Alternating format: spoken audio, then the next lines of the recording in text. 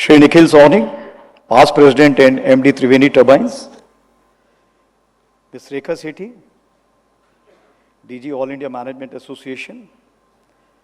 Distinguished guests, eminent personalities, members of AIMA, ladies and gentlemen, and of course, the members from the media.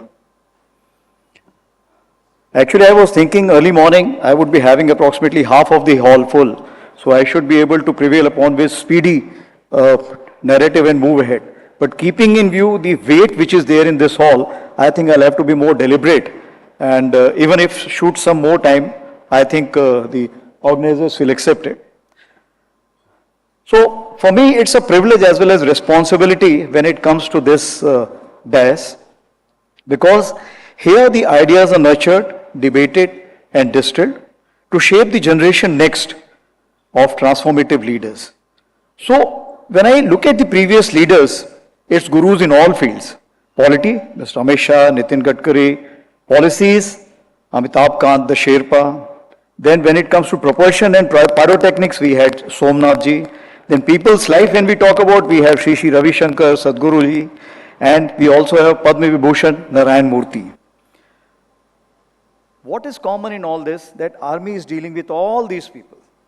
We are the second largest and fourth most powerful army of the world.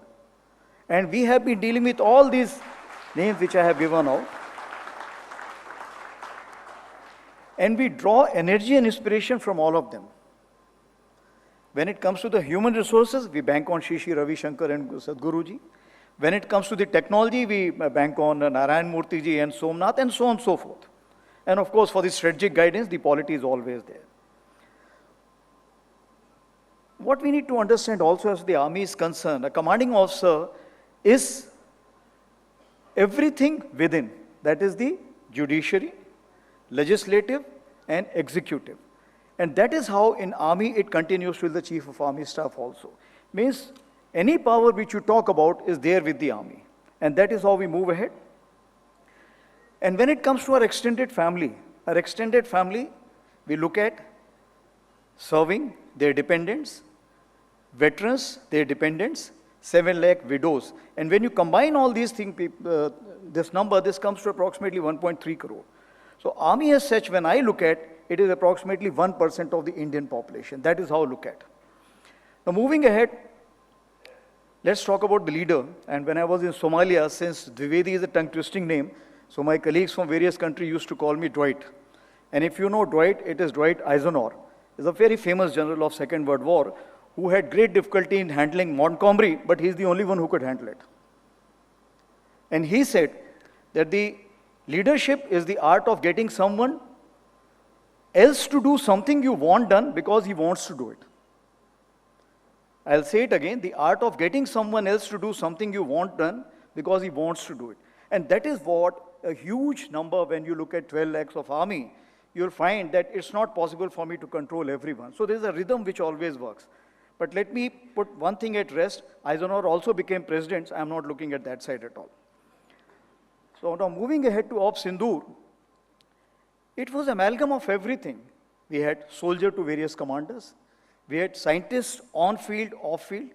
We had policy makers to the extent that Union War Book was not invoked. But certain actions which were required to be taken were taken in a preemptive manner. Whether, let's say, the Creek area, the command and control has to come under one head, the Coast Guard has to come under a particular entity. All these actions were taken immediately. Industrialists, certain equipment which was required, which was still in the trial stage, something which was still to be supplied, everything was moved as per the requirement. So it was a whole of nation approach which was there. The government agencies, the railways, civil aviation, there was no Union War Book invoked, but whatever was required to be moved, requests made and items moved. So I met one gentleman who was dealing with the logistics, national logistics. I can just say that wherever we went, everybody was saying, okay, what is to be done, by when it is to be done. That was the approach we had for Op Sindoor. If I can say that all the right boxes were ticked off Union War Book without invoking it. That is how we moved ahead.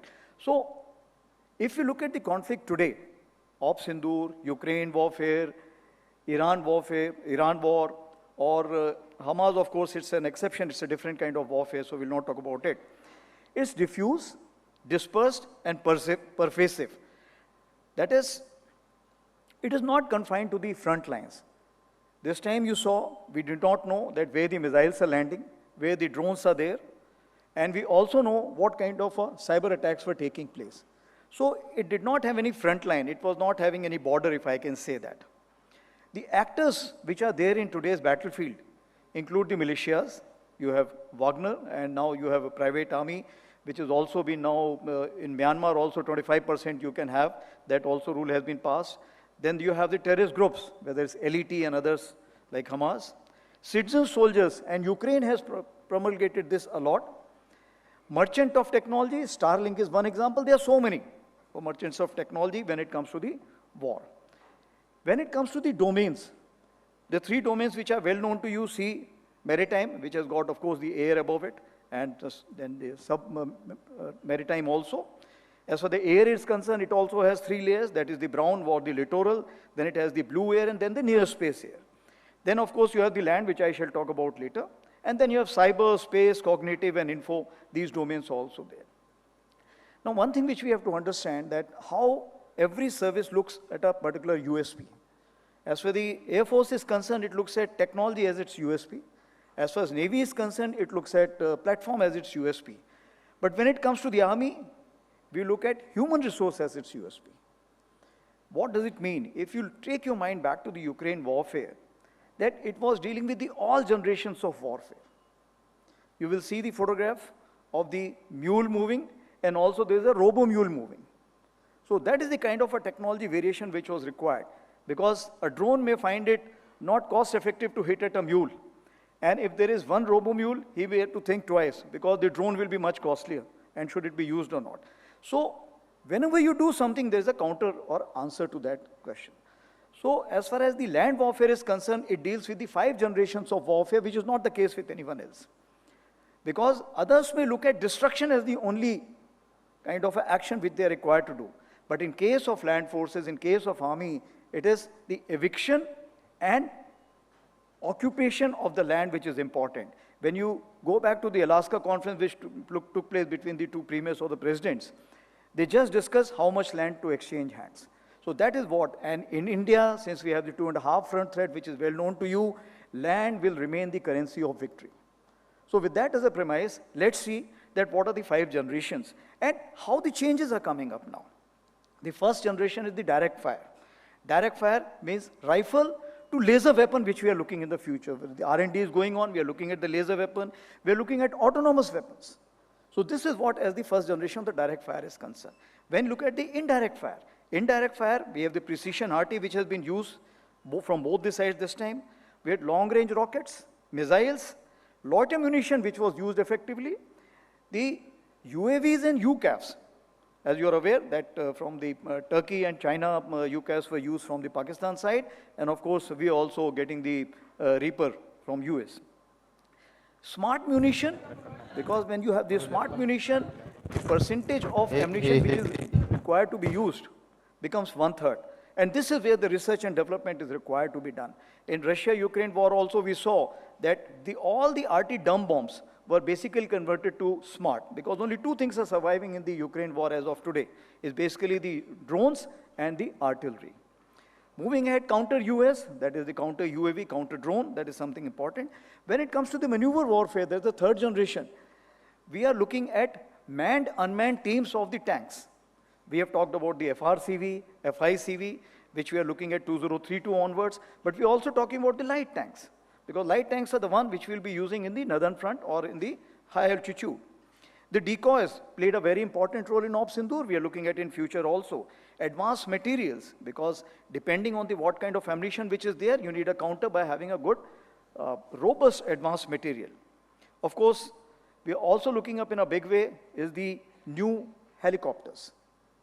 We need a replacement for Cheetah Chetak. We are looking at in a big way, and I've also visited one of the companies when I went to foreign countries, and we have so many other options. Air defense and airspace management I've talked about. When it comes to the 5th generation, there's a hybrid. We're looking at counter-terrorist operations, and it's again a ratcheting effect. The terrorists have a different technology, we have to have an upgraded technology. You have seen 7th October what happened in Israel 2-3 years back. Then, of course, cognitive warfare, info warfare, that's an ongoing thing. AWSINT, we signed with IIT Guwahati and others also, with Delhi also. So, lot of information, we can get it from the AWSINT, which military may kind of consider it to be a confidential or a restricted information. When it comes to the new domains, we have the space, satellite, pseudo-satellites, and AI and quantum technology, which I shall cover later. So if that be the case, we need something more for the human resource also. So we are looking at enhancing the physical and mental efficiency of a soldier and also extend life of a soldier who's got injured in the battlefield. We have go, no-go tablets. We have now accelerated high-altitude acclimatization. And of course, we also need to have system to orchestrate this combined armed warfare of the 5 generations along with the other domains and principal actors, and we have to synergize this all together. Now, moving on to the technology. If the technology is leapfrogging beyond the speed of Moore's law, Army can't handle it alone. It's just not possible. So, we are looking at the Troika, and Troika comprises of academia, industry, and of course the military. All those who have read Unit X, you have realized that wherever the linkage and the synergy of this is written by Mr. Raj, it's about the American system of acquisition. And since Indian origin gentleman has written, that's why I recommend that people should read it. So wherever there is a synergy and the higher guidance is there, you will find that things will move very fast. And there will be an interactive session among the 3 agencies which I have talked about. And that is the future we are looking at. So these 3 proverbial horses must pull together for the chariot to have a fast and focused resultant vector. So let's see what's there in the kitty. Today, we have approximately 26,000 plus crores, which is there from the capital procurement, which is there with me. Approximately 60,000 crores in terms of revenue procurement, which I have. I can see some gentlemen who must be finding it difficult to understand the crores, but I'm sure the neighbors can always explain that what is lakhs and crores means. So, and let me assure you that more money can be made available in case it's a Atmanirbhar approach. Means if it's a India-made equipment, money is no problem at all. But is the market ready to kind of produce that kind of item for the quality which is required in that time frame? Or it stops there or moves ahead from there? That's what we have to see. The projected defense spending every year from 2025 to 35 is approximately 3 lakh crores with at least 10% increase every year. I think this is enough to stimulate and catalyze the growth of a cross-domain Atmanirbhar ecosystem that synchronizes its effort to deliver real and cutting-edge solutions which go beyond short-term, keeping nose just above the water. So this is the kind of initiative we are looking at, that we don't have to be at the bottom just trying to float. No, we have to actually fly. And how we can fly? I think we have to hold each other's wings and move ahead. So our approach has been 2 kinds, Google approach and Apple approach. What it means that we look for perfection, we keep researching, and we come to a GSQR, okay, this is what we want. And we are ready to accept initial versions which may be of a lower quality, but finally we need that. But when it comes to the war-winning factor, we have to be very clear, there are no runners-up in war. If there are no runners-up, means a benchmark has to be established, below that is just not accepted. The second is the Apple approach. Apple approach means that here's the technology, do you want to use it? And this is what we are looking at. In the market, there are so many technologies which are easily available. We can just moderate, modulate, change it a little bit, and thereafter can have a military effectiveness. So there also, if it's an imported technology, you cannot modify, you cannot change it. There are IPR issues, there are software issues. But if it is your own, it is easier to change as per the local requirement. So these 2 approaches what we look at. And in this, of course, satellite, drone, counter-UAS, quantum, AI. So whatever research is going on in various fields will always have a dual use. We have always seen that. So what are we looking at? We are looking at, firstly, the collaborative approach is important and the trustworthy approach is important. So this Troika we talked about must have a trust within themselves. And therefore, it's a long-term relationship. Now, when you have a long-term relationship, the bridge which is existing today, which was, if I can say that, a taboo till 2014, is the ex-servicemen and the veterans. Because they understand the military side, and they are now understanding the industry side. So, making both sides communicate, the ex-servicemen become a major bridge, and this is what we need to exploit. We are also looking at long-term association. So the strategic partnership is something which we are looking at. We are also looking at long-term visibility. Means it's our job to give you the long-term visibility of whatever your requirement is. And thereafter, should we change the goalposts? That I'll talk about it. And transparency in approach. It is very important to have transparency in approach so that the industry has a trust in the procurement procedures which is there. I talked about the goalposts. But let me tell you, the goalposts will keep changing. If I wanted something to fire at 100 kilometers, tomorrow it has to go to 300 kilometers. Because it is not only me, it is the adversary which is also enhancing its technology. As it is technology, his technology is enhancing, I need to completely make sure that my technological level is ready to beat its technological impact. Here, Atmanirbharta becomes important. This time, now we are ready for accepting spiral development of equipment. Sambhav phone, you must be aware that Sambhav phone is the one which was very critical in Op Sindoor. Because why? Because this was the phone which we are using in our command and communication. We are not using WhatsApp and others. But in one go only, a kind of a joint operational and intelligence picture was there with all the commanders based on having the same platform. But we are upgrading it to a now higher level. Similarly, software-defined radios. We are upgrading it with every time. Whatever we have today, we are upgrading it. So it's a spiral development of equipment. So military is supposed to do the hand-holding. Second is the spiral creation of the organization. So we're also doing that. Industry says, I'm not sure how much you're going to buy. So this time what we have done, we have created organizations. Equipment, we don't know from where will it come. But we have created organization. You would have heard Rudra Brigade, Bhairav Battalion, that is Light Commando Battalion, Shaktiban Regiment of Artillery, EW Brigades, Aviation Brigades. So we have created all this structure and told to the complete industry that, okay, these are the structures which we have. Now these structures need to be filled in with the equipment. Initially, whatever industry can provide, we will use it. As and when it increases the capacity, we will improve it accordingly. For example, let me tell you, lot ammunition. Lot ammunition, presently we are looking at a range of 100 to 150 kilometers. But as the thing move ahead, we are looking at SOM drones or SOM lot ammunition at the range of 750 kilometers. Missiles, we are presently looking at, let's say, a particular range, but finally we are looking at which is much beyond. Or the nuclear missile range is what we are having. Rockets, today we are looking at, let's say, 70 kilometers, but finally we are looking at 300 kilometers of this. So, sky is the limit as far as aspirations are concerned. But can you provide it? Is it possible? That is what something which you need to look into. Now coming on to the academia. As far as the academia is concerned, as of today we have opened 4 technology cells in IITs, ISC, Bengaluru, etc., which is supposed to leverage the niche capability what we have. For example, ramjet technology we are looking at, advanced material what we are looking at, the water jet cutting technology what we are looking at. So anything which is there in the market is we have a use for it. That is how we go about it. We have also established now Agni Shodh in IIT Madras. And that is any kind of research and development is required, please come there, because as we know that most of the research and development or the industries are in the south. So we are wanting there also our presence to be felt. We have 3 regional technology nodes also. But what we realize that it is very difficult to communicate with the military, whom to contact, whom to speak.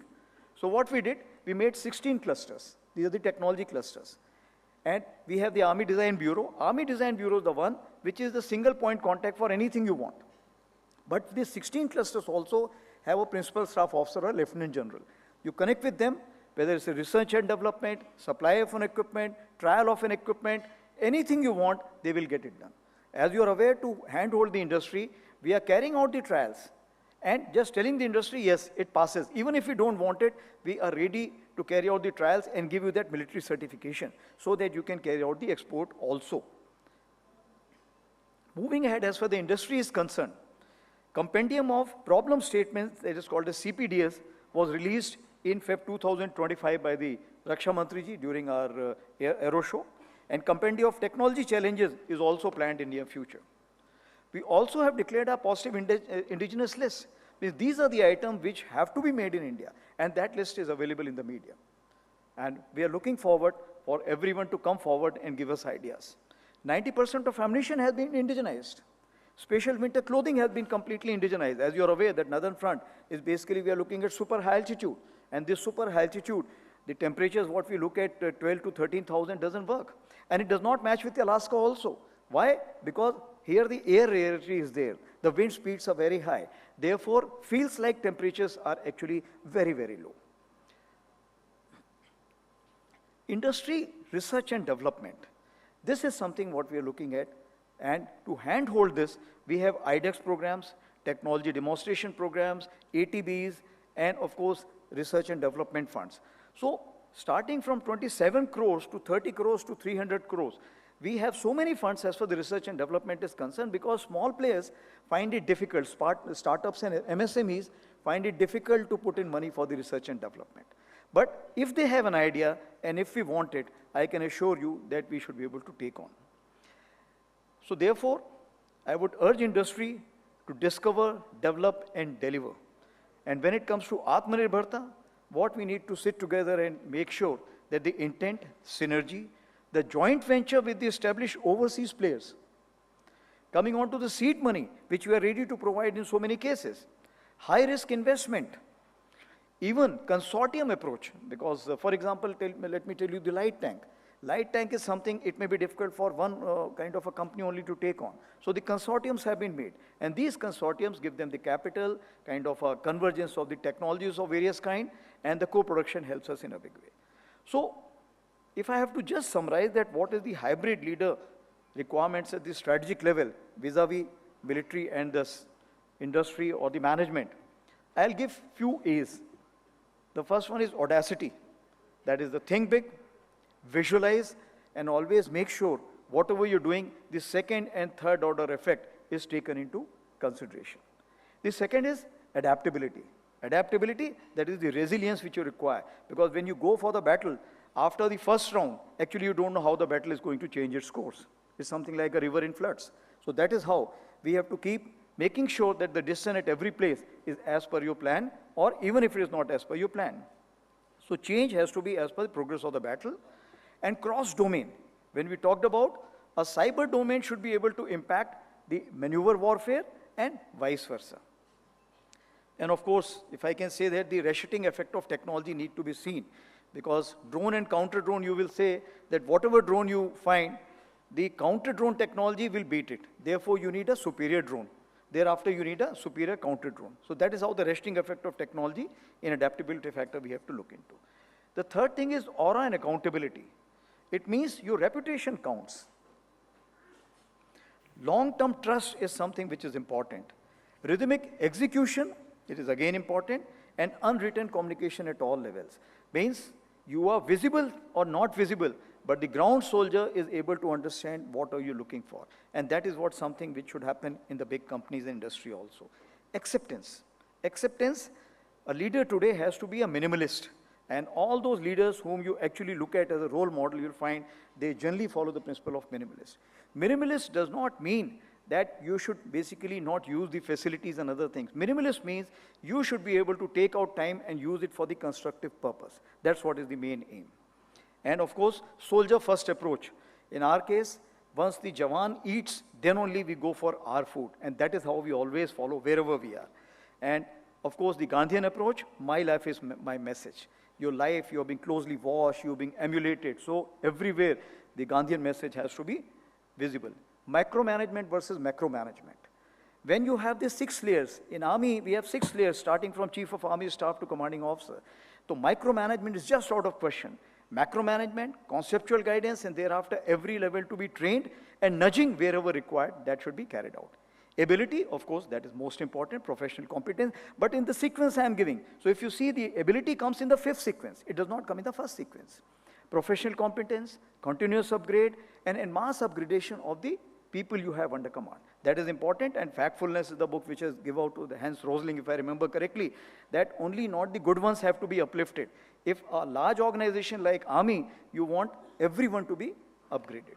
Then, of course, ambidextrous in approach, that is jointness and integration. We have decade of transformation. So we have, I think, fingers everywhere, if I can say that. So in the decade of transformation, we are looking at jointness and integration with Navy, Air Force, and other domains, modernization technologies and ongoing process, restructuring, which I have just told you certain issues. Then, of course, human resource management. We have Agniveer, entry of women, and so on and so forth. There are thousands of issues the human resource are concerned. Like our USP is that. And to enhance their efficiency, system, processes, and functions have to be continuously reviewed and make sure that you are able to push the agenda in the correct time. Because for us, the time, space, and resources, the correct management is important. And in the lighter vein, anger management is also important. As the Chanakya diverged his anger in such a manner that we had Chandragupta. Thank you very much. Jai Hind.